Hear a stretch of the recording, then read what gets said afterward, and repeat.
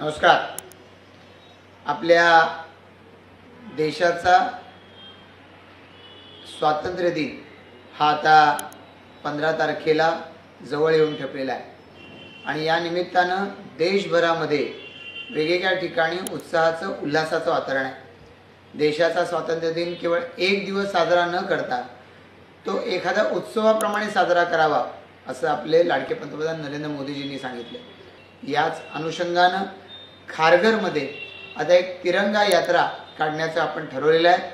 1111 फूट लांबीचा तिरंगा ध्वज घेऊन खारघरमध्ये 15 ऑगस्ट या दिवशी सकाळी 10 वाजल्यापासून ते आपण रामशेठ ठाकूर पब्लिक स्कूल ते उत्सव चौक अशा पद्धतीनं हा तिरंगा ध्वज घेऊन